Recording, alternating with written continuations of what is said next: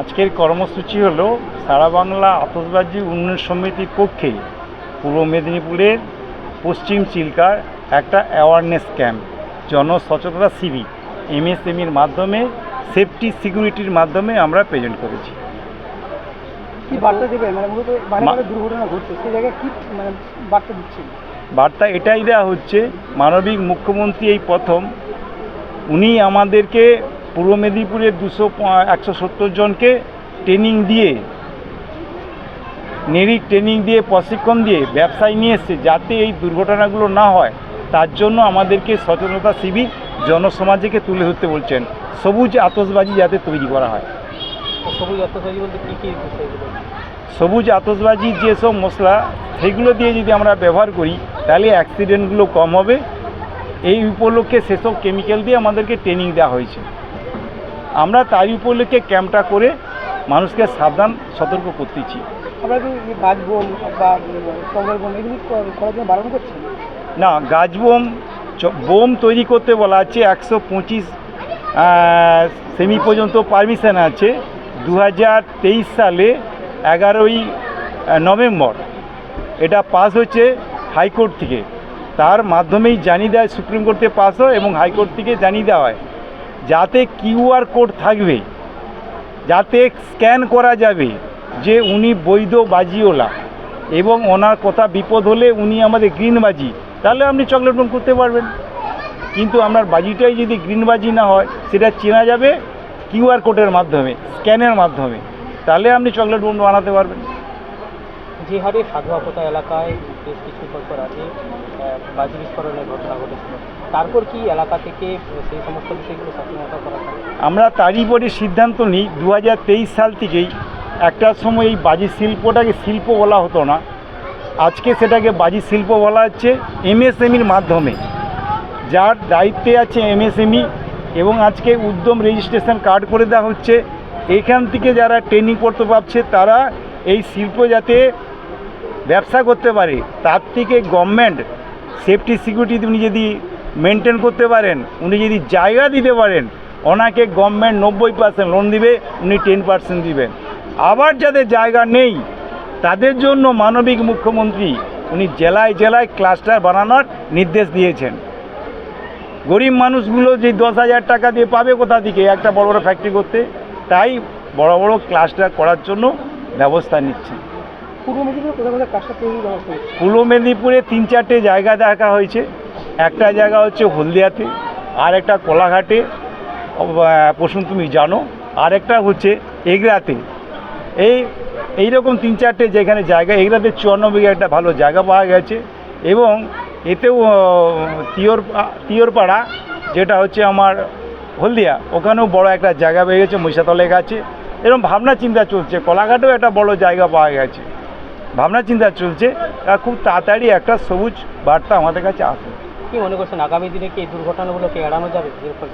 রাস্তায় চলতে গেলে বাস অ্যাক্সিডেন্ট হয়, ট্রেন অ্যাক্সিডেন্ট হয়, অ্যাক্সিডেন্ট হবেই। সচেতনতা শিবির করতে হবে, মানুষকে বার্তা দিতে হবে, সেফটি সিকিউরিটি মেনটেন করতে হবে। কারণ এটাই মানুষের ভাতগত অর্থনৈতিক ফসল। কেন শিবাকাশিতে 900 কোম্পানি আছে, আর শিবাকাশির অর্থনৈতিক অবস্থাটা অনেক চাঙ্গা। পশ্চিমবাংলাতে এবছরই বাংলাদেশে 700 কোটি টাকার। তাহলে আমরা যদি এই ব্যবসাটাকে গুরুত্ব দিয়ে সরকার মানবিক দৃষ্টিভঙ্গিতে যেভাবে দেখছে, লোকাল মানুষ আমরা যদি এই সচেতন শিবিরগুলো সাধারণ মানুষকে আগিয়ে দিতে পারি, তাহলে কি হবে, এই বার্তাটা ওনাদেরকে এমনভাবে পৌঁছাবে যে এখান থেকে 18% একটা জিএসটি কাটা হয়। সরকারের অর্থনৈতিক জায়গাও যেমন চাঙ্গা হবে, গরিব মানুষগুলোকে এই শিল্প দিয়ে বেঁচে থাকতে পারে। বাজি শিল্পে পূর্ব মেদিনীপুরে কত পরিবার যুক্ত রয়েছে তাদের জন্য ভাবছেন? বাজি শিল্পে পূর্ব মেদিনীপুরে এই মুহূর্তে আছে 3.5 লক্ষ। 3.5 লক্ষ। এবং লাইসেন্স হোল্ডার আছে 108 জন যারা রিটেল ব্যবসা করে, এবং যারা ট্রেনিং নিয়ে এসছে 170 জন গ্রিন বাজির উপর প্রশিক্ষণ, গভর্নমেন্টের নেড়ির প্রশিক্ষণ। যারা কতজনের লাইসেন্স আছে গ্রিন বাজির লাইসেন্স আছে 108 জন। 8 জন। হলদিয়াতে এখনও তো ক্লাস্টারটা তৈরি হয়েছে কিন্তু এখনও চালু হয়নি। ক্লাস্টার তৈরি হয়েছে, চালু হয়নি, তার কারণ আমরা এখনও সমস্ত জায়গায় প্রশিক্ষণ শিবিরগুলো রেডি করতে পারি না। আমরা তাই জেলায় এই প্রথম থেকে শুরু করেছি। যাতে আপনাদেরকেও ডেকেছি, আপনারাও আমাদেরকে সহযোগিতা করুন। সমাজের মাধ্যমে আমরা আপনাদের মাধ্যমে একটা বার্তা দিতে চাই, যাতে এই প্রশিক্ষণটা সেফটি সিকিউরিটি অর্থাৎ ফায়ার দপ্তর এসেছেন, পুলিশ এসেছেন, ল্যান্ড দপ্তর পৌঁছেছেন, তারা আজকে ট্রেনিং দিয়েছেন, এই এলাকার জনসাধারণের সামনে এই বার্তাগুলো তুলে ধরছেন। এইভাবে যেভাবে কাজগুলো করলে অ্যাক্সিডেন্টগুলো না হবে। আমরা আপনাদের মাধ্যমে আমি স্পষ্ট বার্তা দিতে চাই, বাড়িতে যদি বাজিগুলো না রাখা হয় এবং যে সবুজ বাজিগুলো যেখানে রাখার জায়গা আছে সেই নির্দিষ্ট জায়গায় যদি রাখা হয় এবং আমাদের যে লাইসেন্স দেওয়া হয়েছে তাদেরকে সেফটি সিকিউরিটি মেনটেন করেই দেওয়া হয়েছে ফায়ার রেজিস্ট্রেশন দিয়ে, এইভাবে যদি ব্যবসা করেন তাহলে দুর্ঘটনাগুলো হবে না। কিন্তু এই আপনার সবুজ বাজির আড়ালে বেআইনি বাজির কারবার যদি চলে, সেটা নিয়ে রুখবেন কী? বেআইনি বাজি হওয়ার ব্যাপারে আমাদের সেই প্রস্তুতি লক্ষ্য রাখা আছে। যারা বেআইনি বাজি করবে তারা আমাদের যে শিবির আছে, যারা আমরা মানবিক মুখ্যমন্ত্রী যখন আমাদের পেছনে এত ইনভেস্ট করছেন, এই প্রথম পূর্ব মেদিনীপুরের জন্য 170 জনকে 22,70,340 টাকা দিয়ে ট্রেনিং করিয়েছেন। তাহলে আমাদের কি রেসপন্সিবিলিটি থাকবে না? আমরা যখন কেউ বাজি খারাপ করবে আমরা খবর দেবো, থানার সঙ্গে যোগাযোগ রাখবো, যাতে ওই খারাপ বাজিগুলো না কেউ বানাতে পারে। ওনার জন্যে আমাদের ক্ষতি হয়ে যাবে। রাজ্যের বিভিন্ন জায়গায় যখন বাজি বিস্ফোরণ ঘটে, তারপরে এই পূর্ব মেদিনীপুরে ধরি বিভিন্ন এলাকায় যেখানে বাজি তৈরি হয় সেই সমস্ত বাজি কারিগরকে ধরা হয় বা সংগ্রহ করা হয়। কিন্তু কতটা তারা মানে সমস্যার মধ্যে রয়েছে, তারা কী অবস্থা রয়েছে? তারা আমাদের সঙ্গে যোগাযোগ করুক। তাদেরকে যেমন আজকে 170 জনকে ট্রেনিং দেওয়া হয়েছে, আবার নতুন করে একটা নামের লিস্ট তৈরি হচ্ছে পূর্ব মেদিনীপুর থেকে, আমরা তাদেরকে আবার নেরির মাধ্যমে ট্রেনিং দিতে পারবো। সরকার দায়বদ্ধ আছে, দিদি হাত বাড়িয়ে দিয়েছে, বলেছে যে আবার একটা লিস্ট করে ট্রেনিং দেওয়া হোক। তার জন্য আমাদের সারা বাংলা আতশবাজির চেয়ারম্যান বাবলা রায়ও বলেছে ট্রেনিং করিয়ে দিবে এমএসএমইর মাধ্যমে নেরিকে নিয়ে এসে। তাহলে কি হবে, ওনার অজ্ঞানতার অভাবেই তো এগুলো অ্যাক্সিডেন্ট হচ্ছে। তাহলে এই জায়গাটা থাকবে না, ক্লিয়ার হয়ে যাবে। পূর্ব মেদিনীপুর কি পথ দেখাবে? বাংলার পথ একটা অর্থনৈতিক ফসল, যেখানে বাংলার 18% জিএসটি পায়।